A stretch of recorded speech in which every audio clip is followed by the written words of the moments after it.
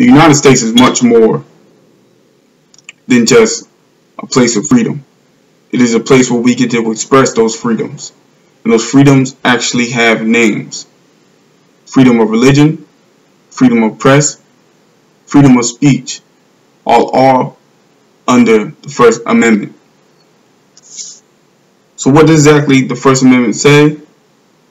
Congress shall make no law respecting an establishment of religion or prohibiting the free exercise thereof or abridging the freedom of speech or of press or the right of people peaceably to assemble and to petition the government for redress of grievances. Early colonists actually left England to come to America to have freedom of religion. The First Amendment can be categorized into 5 different areas, with religion being one of them. And it is important to know how these 5 different areas play a role in our life, such as the colonists. We choose the church that we want to attend. We choose what type of church we want to attend, rather it be Christian or it be Muslim. We have that right to pick. Next is freedom of speech. This grants us the freedom to speak out against the government. The government cannot make laws that stop us from criticizing the government or our leader. We can say what we want, good or bad, without worrying about the government restricting us. This is often one that we take for granted, such as the symbolic form of speech. In recent news, Kaepernick chose to sit down while the national anthem was playing. A lot of people found that to be disrespectful. What they did not know is that he had the right to sit down if he wanted to. That is called symbolic speech, on top of the fact that he chose to do it to stand up for the injustices that minorities are currently facing.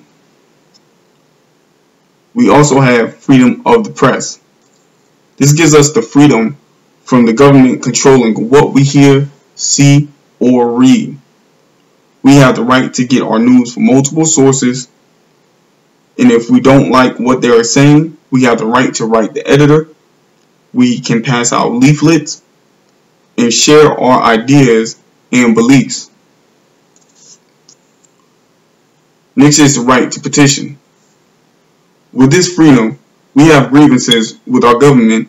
We can send our thoughts to them. We can send emails, we can send letters, or just the ability to state our opinion and petition them.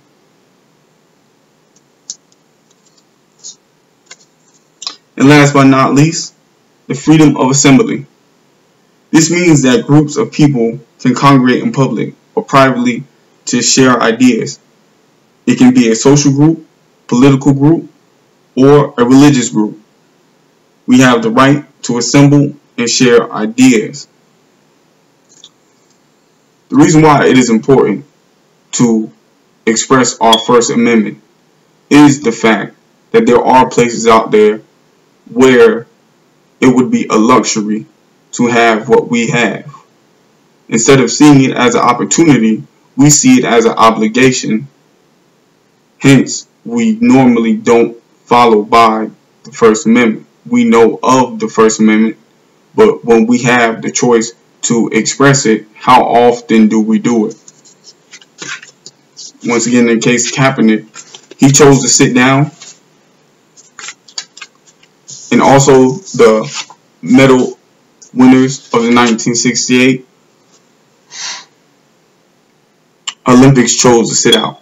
That is a form of symbolic speech.